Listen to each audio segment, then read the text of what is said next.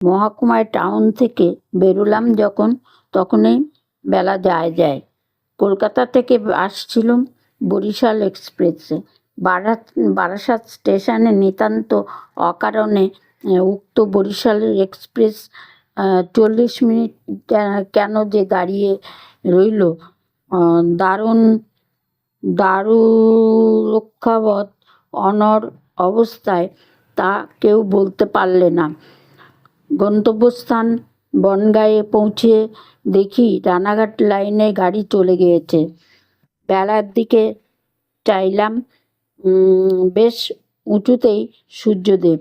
লিচুতলার ক্লাবে খানিকটা বসে আড্ডা দিয়ে চা খেয়ে ধীরে সুস্থে হেঁটে গেলেও এই 5 মাইল পথ সন্ধ্যার আগেই অতিক্রম করতে পারা কঠিন হবে না। রামবাবু, শ্যামবাবু, যদু ও মধুবাবুর সবাই বেলা 5টার সময় ক্লাবে বসে গল্প করছিলেন। আমায় দেখে বললেন, এই যে বিভূতি, এ সময় কোত্থেকে? কলকাতা থেকে। বাড়ি যাবে? ট্রেনে গেলে না? ট্রেনে ফেল হয়ে গেল। Barishal express 40 minute late. এসো, খুব ভালো হয়েছে এক্সপ্রেস লেট হয়ে। এসো, চা খাও, তারপর গল্পগুজব। যারা 12 আনা পরানিন্দা সময় হু হু করে কেটে গিয়ে কখন যে গোধূলির পূর্ব মুহূর্ত উপস্থিত হয়েছে তা কিছু বলতে পারি না। যেতে হবে এখনো অনেকটা রাস্তা। তা দেরি করলে পথেই অন্ধকার হয়ে যাবে। বৃষ্টি আসতে পারে, কারণ বর্ষাকাল, শ্রাবণ মাস। বড় রাস্তায় উঠে সত্যি দেখলাম, আড্ডা দিতে গিয়ে সময়ের আন্দাজ বুঝতে পারিনি। তাড়াতাড়ি হাঁটতে লাগলাম।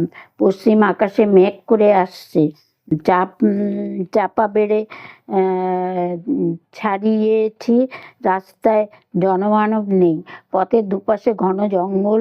পটপটির ফুল ফুটেছে। গন্ধ ভেসে আসছে জলো হাওয়ায়। শেয়াল খস শব্দ করে চলে গেল পাতার উপর দিয়ে।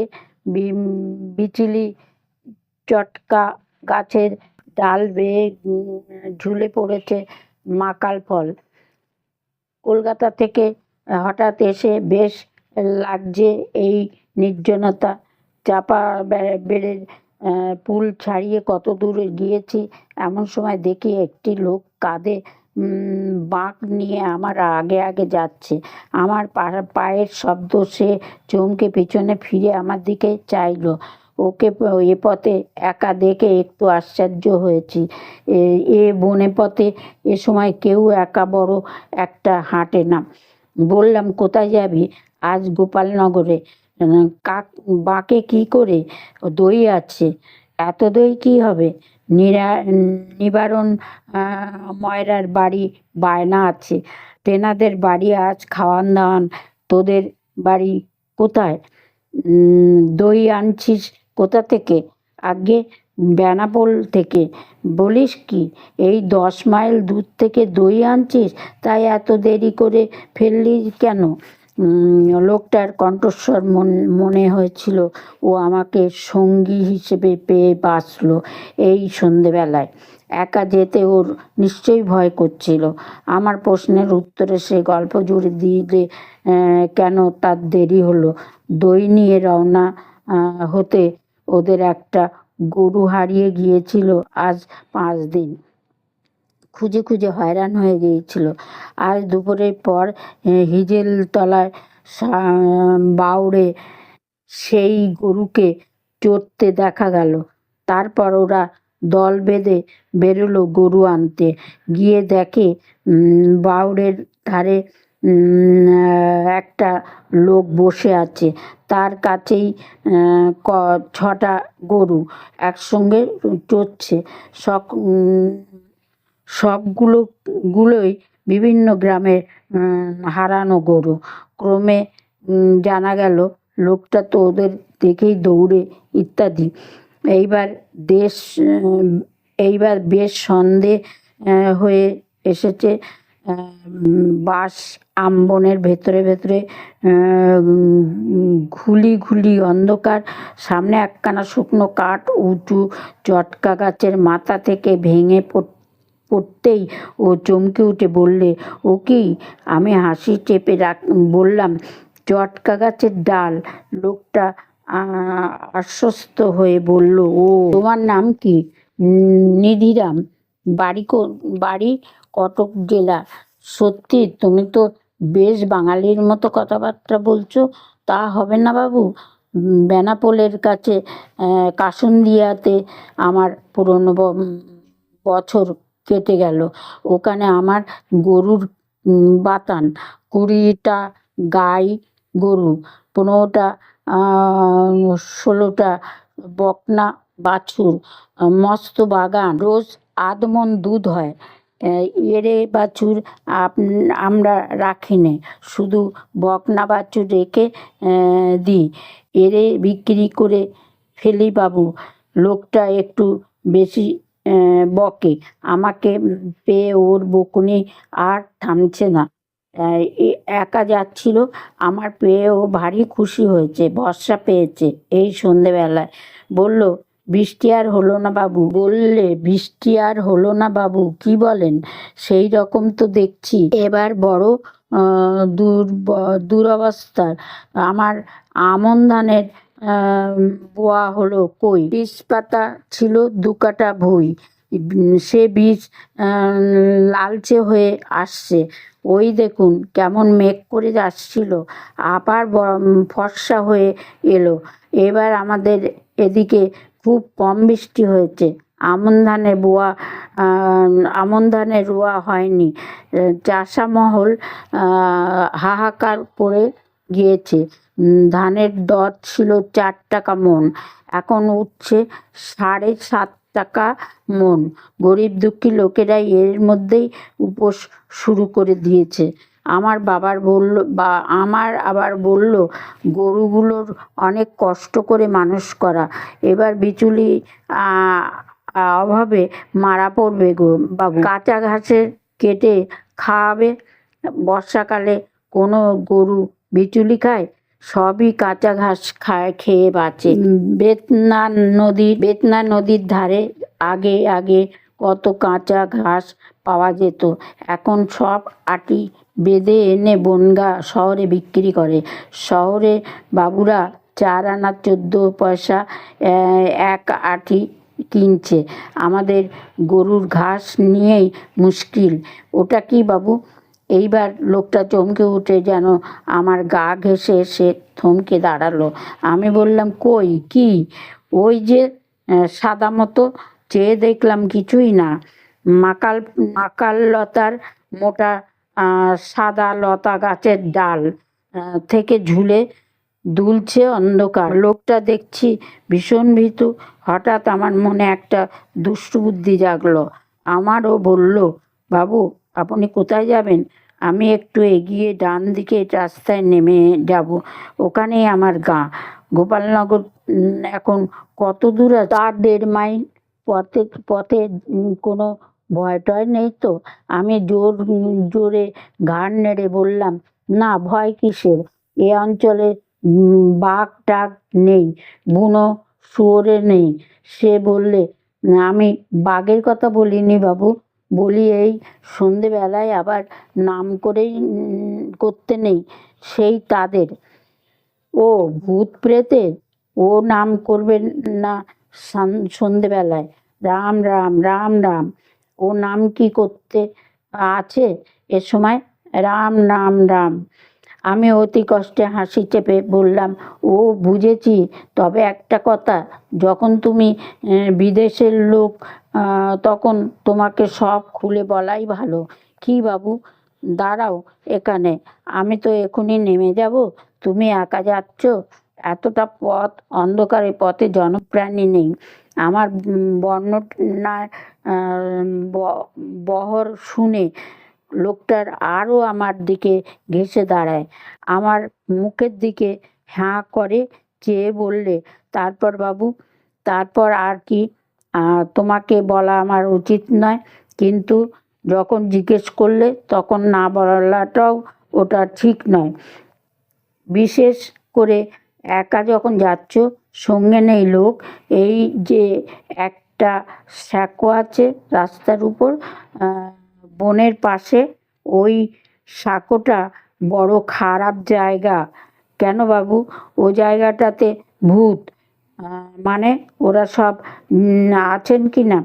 পাশে যে বড় বাগান, ওটার নাম গোয়ালদরের আমবাগান। বড্ড খারাপ জায়গা। অনেক দিন আগে, তখন আমি ছেলে মানুষ, একবার একজন এই তোমার মতোই বিদেশি লোক একটা যাচ্ছিল গোপালনগরে সন্ধ্যের পর। তার পরদিন সকালবেলায় দেখা গেল কিসে তার ঘাটটা ভেঙে মেরে ফেলে রেখেছে সাজের তলায়। এ আমার নিজের চোখে দেখা। কথাটা তোমার বলা উচিত নয়, তবে তখন জিজ্ঞেস করলে তখন চেপে রাখাও তো উচিত নয়। একটা বিপদ হতে দেরি লাগে না, তখন তুমি বলতে পারো, বাবু আপনি জেনে শুনেও আমার বলেননি কেন?